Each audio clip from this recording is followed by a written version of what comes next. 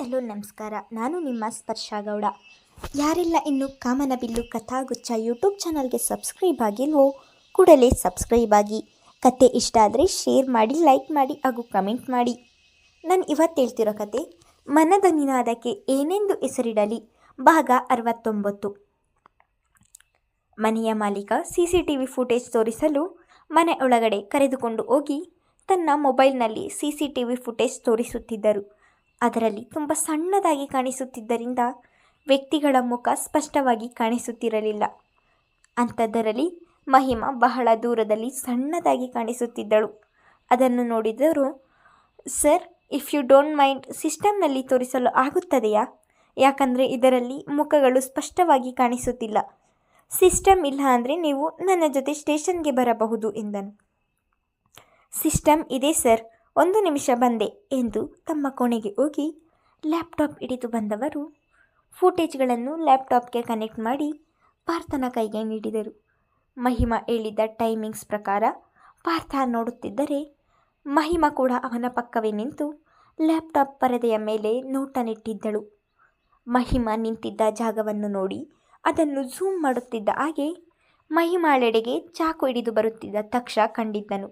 ಅವನನ್ನು ನೋಡುತ್ತಿದ್ದ ಹಾಗೆ ಕಣ್ಣರಳಿಸಿದವಳು, ಪಾರ್ಥ ನೋಡಿಲ್ಲಿ, ಇದು ನಾನು, ಇಲ್ಲೇ ಮುಂದೆ ನೋಡು, ಇವನೇ ಚಾಕು ಹಿಡಿದು ಬರುತ್ತಿರುವುದು ಎಂದು ತನ್ನ ಕೈಬೆರಳನ್ನು ಲ್ಯಾಪ್ಟಾಪ್ ಪರದೆಯ ಮೇಲೆ ಹಿಡಿದು ತೋರಿಸಿದಳು. ಆ ವ್ಯಕ್ತಿಯನ್ನು ನೋಡಿ ಪಾರ್ಥನಿಗೂ ಕೂಡ ಆಶ್ಚರ್ಯವಾಯಿತು. ಮಹಿಮಾ ಹೇಳಿದ್ದು ಭ್ರಮೆ ಎಂದು ತಿಳಿದಿದ್ದವನಿಗೆ ಚಾಕು ಹಿಡಿದ ವ್ಯಕ್ತಿಯನ್ನು ನೋಡಿ ಮಹಿಮಾ ಹೇಳಿದ್ದು ಸುಳ್ಳಲ್ಲ, ನಿಜ ಎಂದುಕೊಂಡನು. ನೋಡು ಪಾರ್ಥ, ನಾನು ಸುಳ್ಳು ಹೇಳುತ್ತಿದ್ದೇನೆ, ನನ್ನದು ಭ್ರಮೆ ಎಂದು ಹೇಳುತ್ತಿದ್ದೆಯಲ್ಲ. ನೋಡಲ್ಲಿ, ಅವನ ಕೈಯಲ್ಲಿ ಚಾಕು ನಿನಗೆ ಕಾಣಿಸುತ್ತಿದೆಯಾ? ಇದೇ ವ್ಯಕ್ತಿ 15 ವರ್ಷದ ಹಿಂದೆ ಅವರಿಬ್ಬರನ್ನು ಸಾಯಿಸಿದ್ದು ನಾನೇ ನನ್ನ ಕಣ್ಣಾರೆ ನೋಡಿದ್ದೇನೆ. ಈಗಲಾದರೂ ನನ್ನ ಮಾತನ್ನು ನಂಬುತ್ತೀಯ ನೀನು ಎಂದು ಕಣ್ಣಲ್ಲಿ ನೀರು ತುಂಬಿಕೊಂಡು ಹೇಳಿದಳು. ಮೊದಲು ಅವಳು ಹೇಳಿದ ಮಾತನ್ನು ನಂಬದಿದ್ದಕ್ಕೆ ಅವನಿಗೆ ಈಗ ಬೇಸರವಾಯಿತು. ಸಾರಿ ಮಹಿಮಾ, ಮೊದಲು ನೀನು ಹೇಳಿದಾಗ ನಂಬಲಿಲ್ಲ. ಪೊಲೀಸರಾದ ನಾವು ಕೆಲವೊಮ್ಮೆ ಸತ್ಯ ಕಣ್ಣ ಮುಂದೆ ಇದ್ದರೂ ಕೂಡ ಸಾಕ್ಷಿಯನ್ನು ಕೇಳುತ್ತೇವೆ. ಸಾಕ್ಷಿ ಇಲ್ಲದೆ ಏನನ್ನು ನಂಬಲು ತಯಾರಿರುವುದಿಲ್ಲ. ಸಾಕ್ಷಿ ನಮಗಲ್ಲದಿದ್ದರೂ ಕಾನೂನಿಗೆ ಬೇಕಾಗುತ್ತದೆ. ಕಾನೂನಿನ ವಿರುದ್ಧ ನಾವು ಕೆಲಸ ಮಾಡಲು ಆಗುವುದಿಲ್ಲ ನೋಡು. ಹಾಗಾಗಿ ಮೊದಲು ನೀನು ಹೇಳಿದಾಗ ನಂಬಲು ಕಷ್ಟವಾಯಿತು. ಈಗ ಈ ಫೋಟೋ ಇಲ್ಲ ಎಂದಿದ್ದರೆ ನಿನ್ನ ಮಾತನ್ನು ನಾನು ನಂಬಲು ಆಗುತ್ತಿರಲಿಲ್ಲ. ಆದರೆ ಇವನು ಯಾರು? ಇವನು ನಿನ್ನನ್ನು ಯಾಕೆ ಕೊಲ್ಲಲು ಬಂದಿದ್ದ? ಇದನ್ನು ಹೇಗೆ ಕಂಡು ಹಿಡಿಯುವುದು? ಅಲ್ಲದೆ ಇದರಲ್ಲಿ ಅವನ ಮುಖ ಸ್ಪಷ್ಟವಾಗಿ ಕಾಣಿಸುತ್ತಿಲ್ಲ ಎಂದನು. ಇವರಿಬ್ಬರು ಮಾತನಾಡುತ್ತಿರುವುದನ್ನು ಆ ಮನೆಯ ಮಾಲೀಕ ಮೂಕ ಪ್ರೇಕ್ಷಕನಂತೆ ನೋಡುತ್ತಾ ನಿಂತಿದ್ದನು. ಪಾರ್ಥ, ನಿರಾಸೆಯಾಗಬೇಡ. ದೇವರು ಯಾವುದಾದರೂ ಒಂದು ದಾರಿಯನ್ನು ತೋರಿಸುತ್ತೇನೆ. ಇಷ್ಟು ಸಾಕ್ಷಿ ಸಿಕ್ಕಿದೆ ಎಂದ ಮೇಲೆ ಅವನು ಒಂದಲ್ಲ ಒಂದು ದಿನ ಖಂಡಿತ ಸಿಗುತ್ತಾನೆ ಎಂದಳು. ಅವಳ ಮಾತು ಕೇಳಿ ನಿಡಿದಾದ ಉಸಿರನ್ನು ಹೊರದಬ್ಬಿದವನು, ಸರ್, ಈ ಫುಟೇಜ್ ನನಗೆ ಬೇಕು, ನನ್ನ ಮೊಬೈಲ್ಗೆ ಕಳುಹಿಸಿಕೊಡಿ ಎಂದು ತನ್ನ ನಂಬರ್ ಹೇಳಿದ್ದನು. ಆ ವಿಡಿಯೋವನ್ನು ಪಾರ್ಥನ ಮೊಬೈಲ್ಗೆ ಕಳುಹಿಸುತ್ತಿದ್ದ ಹಾಗೆ, ನಿಮ್ಮ ಮನೆಗೆ ಬಂದು ಯಾರಾದರೂ ಈ ವಿಡಿಯೋ ಬಗ್ಗೆ ಅಥವಾ ನಮ್ಮ ಬಗ್ಗೆ ವಿಚಾರಿಸಿದರೆ ಯಾವ ಮಾಹಿತಿಯನ್ನು ನೀಡಬೇಡಿ. ಹೇಗಿದ್ದರೂ ನನ್ನ ನಂಬರ್ ಇದೆಯಲ್ಲ, ತಕ್ಷಣಕ್ಕೆ ಕರೆ ಮಾಡಿ ಎಂದು ಹೇಳಿ ಮಹಿಮಾಳನ್ನು ಕರೆದುಕೊಂಡು ಅಲ್ಲಿಂದ ಹೊರಟಿದ್ದನು. ಆ CCTV ಫುಟೇಜ್ ನೋಡಿದಾಗಿನಿಂದ ಪಾರ್ಥನಿಗೆ ತಲೆ ಕೆಟ್ಟ ಹಾಗೆ ಆಯಿತು. ಅವನು ಯಾರು? ಅವನನ್ನು ಹುಡುಕುವುದು ಹೇಗೆ ಎನ್ನುವ ಯೋಚನೆಯಲ್ಲಿಯೇ ರಸ್ತೆ ಬಳಿ ಒಂದೆಡೆಗೆ ಜೀಪನ್ನು ನಿಲ್ಲಿಸಿ, ಮಹಿಮಾ, ಅವತ್ತು ಏನಾಯಿತು ಎಂದು ನಿನಗೆ ಚೆನ್ನಾಗಿ ನೆನಪಿದೆಯಾ ಎಂದನು. ಹೌದು ಪಾರ್ಥ, ಇಷ್ಟು ದಿನ ಅದು ನೆನಪಿರಲಿಲ್ಲ. ಆ ದೃಶ್ಯವನ್ನು ನೋಡಿ ಚಾಕುನಿಂದ ಇದೆಲ್ಲವನ್ನು ಮರೆತಿರಬಹುದೇನೋ. ನಾನು ಅಣ್ಣ, ಅಭಿ ಮೂವರು ಸೀಬೆ ಮರದ ಬಳಿಗೆ ಹೋಗಿ ಸೀಬೆ ಹಣ್ಣು ಕೀಳುವಾಗ ಏಕಾಏಕಿ ಬಂದ ಈ ವ್ಯಕ್ತಿ ಮೊದಲು ಅಭಿಗೆ ಚಾಕು ಹಾಕಿದನು. ಅದನ್ನು ನೋಡಿ ಹೆದರಿ ಅಣ್ಣ ಓಡುವಾಗ ಅವನನ್ನು ಹಿಡಿದು ಅವನಿಗೂ ಕೂಡ ಚಾಕು ಹಾಕಿದ. ಆಮೇಲೆ ಏನಾಯಿತು ಎಂದು ನನಗೆ ಗೊತ್ತಿಲ್ಲ. ನನಗೆ ಬುದ್ಧಿ ಬಂದ ಮೇಲೆ ಅವರಿಬ್ಬರೇ ಒಬ್ಬರಿಗೊಬ್ಬರು ಚುಚ್ಚಿಕೊಂಡು ಸತ್ತಿದ್ದಾರೆ ಎಂದು ಅಮ್ಮ ಹೇಳಿದರು. ನಿನಗೆ ಗೊತ್ತಿಲ್ಲ ಪಾರ್ಥ, ಯಾವುದೇ ಹಣ್ಣಾದರೂ ನಾನು ಹಾಗೆ ಕಚ್ಚಿ ತಿನ್ನಲು ಇಷ್ಟ ಇಲ್ಲ, ಕತ್ತರಿಸಿ ತಿನ್ನಬೇಕು.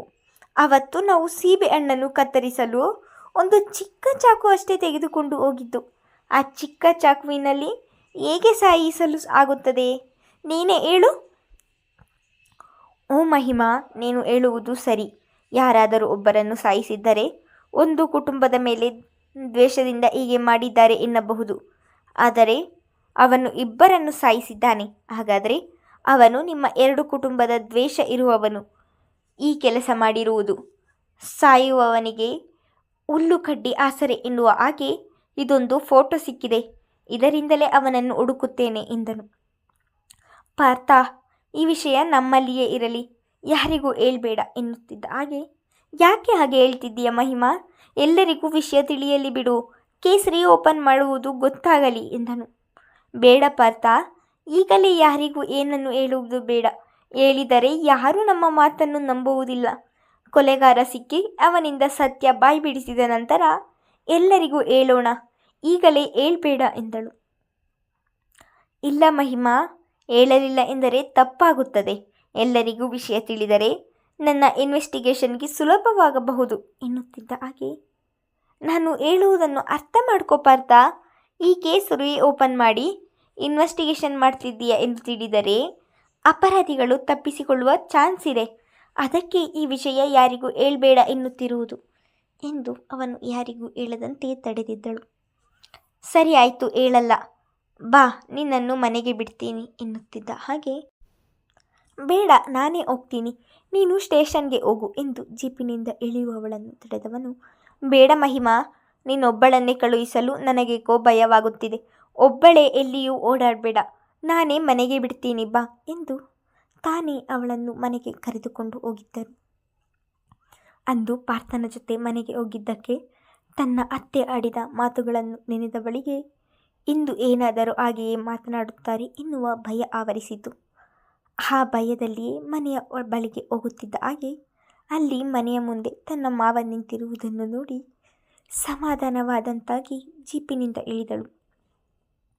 ಪಾರ್ಥ ಹಾಗೆಯೇ ಅಲ್ಲಿಂದ ಹೊರಡಬೇಕು ಎನ್ನುವಾಗ ರಾಜೇಂದ್ರ ಅವರೇ, ಹಾಗೆ ಹೋಗ್ತಿದೆಯಲ್ಲ ಪಾರ್ಥ, ಒಳಗೆ ಬಾ ಎಂದು ಕರೆದಿದ್ದರು. ಅವರು ಕರೆದರು ಹಾಗೆ ಹೋಗುವುದು ಸರಿಯಲ್ಲ ಎಂದು ತಾನು ಕೂಡ ಇಳಿದು ಬಂದಿದ್ದನು. ಪುಟ್ಟ, ಬೆಳಗ್ಗೆ ಹೋದವಳು ಇಷ್ಟೊತ್ತಾದರೂ ಬರಲಿಲ್ಲ ಎಂದು ಭಯವಾಗಿತ್ತು. ಅದಕ್ಕೆ ಹೊರಗೆ ನೋಡೋಣ ಎಂದು ಬಂದೆ.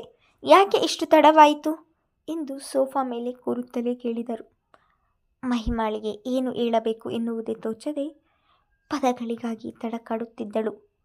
ಅವಳ ಮುಖಭಾವವನ್ನು ನೋಡಿದ ಪಾರ್ಥ, ಅಂಕಲ್, ಮಹಿಮಾ ಇವತ್ತು ದೇವಸ್ಥಾನದ ಮುಂದೆ ತಲೆ ಸುತ್ತಿ ಬಿದ್ದಿದ್ದಳು ಎಂದು ಅವನು ಹೇಳುತ್ತಿದ್ದ ಹಾಗೆ ಎಲ್ಲಿ ಸತ್ಯ ಹೇಳುತ್ತಾನೋ ಎಂದು ಅವನನ್ನು ಕೋಪದಲ್ಲಿ ನೋಡಿದಳು. ಹೌದಾ ಪುಟ, ಏನಾಯಿತೋ ಎಂದು ಅವಳ ತಲೆ ನೀವುತ್ತಾ ಗಾಬರಿಯಾಗಿಯೇ ಕೇಳಿದರು.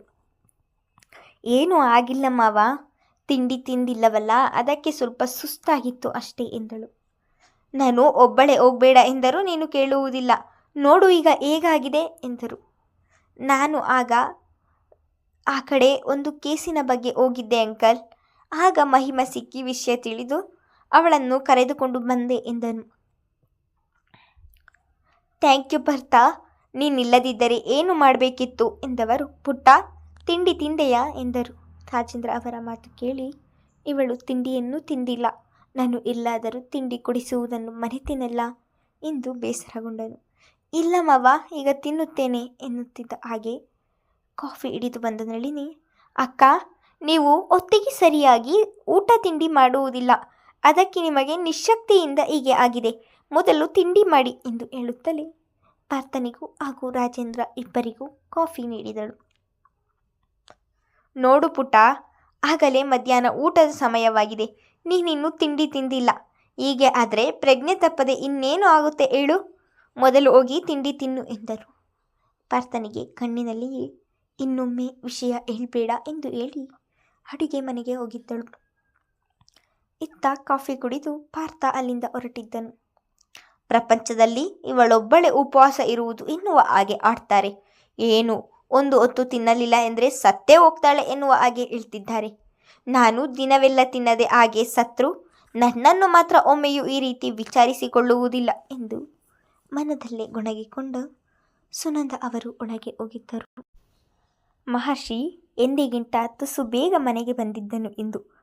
ಅವನು ಬಂದು ಸೋಫಾ ಮೇಲೆ ಕುಳಿತುಕೊಳ್ಳುತ್ತಿದ್ದ ಹಾಗೆ ಕಾಫಿ ಹಿಡಿದು ಬಂದ ನಳಿನಿ ಅವನಿಗೆ ಕಾಫಿಯನ್ನು ಕೊಡುತ್ತಾ, ಅಣ್ಣ, ಇವತ್ತು ಮಹಿಮಾ ಅಕ್ಕ ದೇವಸ್ಥಾನದಲ್ಲಿ ತಲೆ ಸುತ್ತಿ ಬಿದ್ದಿದ್ರಂತೆ. ಪಾರ್ಥ ಅಣ್ಣ ಮನೆಗೆ ಕರೆದುಕೊಂಡು ಬಂದು ಬಿಟ್ಟು ಹೋದ್ರು ಎಂದಳು. ಅವಳು ತಲೆ ಸುತ್ತಿ ಬಿದ್ದಿದ್ದಳು ಎನ್ನುವ ವಿಷಯವನ್ನು ಕೇಳಿಯೇ ಒಳಗೊಳಗೆ ಆತಂಕವಾಯಿತು ಅವನಿಗೆ. ಹೌದಾ, ಇವಾಗ ಹೇಗಿದ್ದಾಳೆ ಎಂದು ಸಹಜವಾಗಿಯೇ ಕೇಳಿದನು.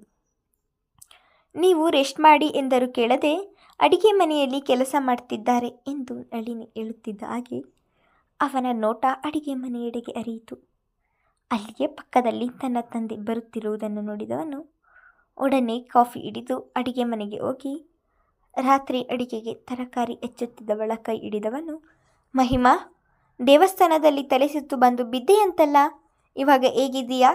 ನಿನಗೆ ಎಷ್ಟು ಸಲ ಹೇಳಿದ್ದೀನಿ ಉಪವಾಸ ಇರಬೇಡ, ಹೊತ್ತಿಗೆ ಸರಿಯಾಗಿ ತಿನ್ನು ಎಂದರೂ ನೀನು ಕೇಳುವುದಿಲ್ಲ. ಹೆಲ್ತ್ ಬಗ್ಗೆ ಯಾಕಿಷ್ಟು ಕೇರ್ಲೆಸ್ ನಿನಗೆ? ನಾನು ಎಷ್ಟು ಹೇಳಿದರೂ ಕೇಳುವುದಿಲ್ಲವಲ್ಲ ನೀನು ಎಂದು ಜೋರಾಗಿ ಗದರಿದಂತೆ ಹೇಳಿದನು. ಅವನು ತನ್ನ ಕೈ ಹಿಡಿದಿರುವುದನ್ನು ಮತ್ತು ಅವನು ಗಂಡ ಎನ್ನುವ ಅಧಿಕಾರದ ಮೇಲೆ ನನ್ನ ಜೊತೆ ಮಾತನಾಡುತ್ತಿರುವುದನ್ನು ನೋಡಿ ಅವನು ಹಿಡಿದಿರುವ ಕೈ ಹಾಗೂ ಅವನ ಮುಖವನ್ನು ನೋಟ ಬದಲಿಸಿ ನೋಡುತ್ತಿದ್ದವಳಿಗೆ ಎಲ್ಲವೂ ಅಯೋಮಯವಾಗಿತ್ತು. ನಿಜವಾಗಿಯೂ ಇದು ಕನಸು ಎಂದು ಭಾಸವಾಗುತ್ತಿತ್ತು ಅವಳಿಗೆ.